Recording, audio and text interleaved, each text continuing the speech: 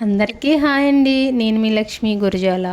ఈరోజు కోళ్ళ గురించి ఒక విషయం చెప్దాం అనుకుంటున్నా. ఒక బ్రదర్ కామెంట్ పెట్టారు, అక్క కోళ్ళ గురించి ఏమని చెప్పండి అక్క అని అన్నారు.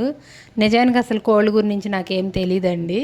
వాటికి నీళ్ళు పెట్టడం, మేత వేయటం, కమ్మేయటం ఇవే నాకు తెలుసు. ఆ పేర్లు కోడి పుంజుకి పేర్లు ఉంటాయి కదా, ఆ పేర్లు కూడా నాకు తెలీదు. ఆ బ్రదర్ నన్నే అడిగాడు చూడండి. అయితే నాకు తెలియదయ్యా, నేనైతే ఊరికే గుడ్ల కోసం పెంచుకుంటా ఈ కోళ్ళని. ఇంకా పుంజులు అయితేనేమో బయటకు అమ్మేస్తాము. పెట్టలు మొత్తం ఉంచుకుని వాటికి మంచిగా మేపుకుంటే గుడ్లు పెడతాయి కదా, ఆ గుడ్లు అయితే నేను ఇంట్లో వాడుకుంటాను.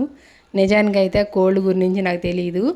పొదగేసే ప్రాసెస్ అయితే తెలుసు. ఒకవేళ అది కావాలంటే నేను మన ఛానల్లో లాంగ్ వీడియో కూడా పెట్టాను, ఒకసారి చూడండి. పొదగేసే ప్రాసెస్ అయితే చెప్పగలను.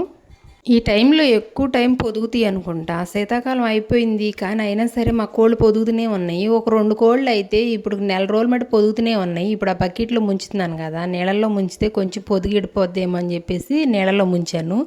అది 3 గుడ్లు పెట్టిందండి. 3 నెలల మట్టి పొదుగుతూనే ఉంది. ఏం చేయాలి దాన్ని, అందుకే నేను నీళ్ళల్లో ముంచాను.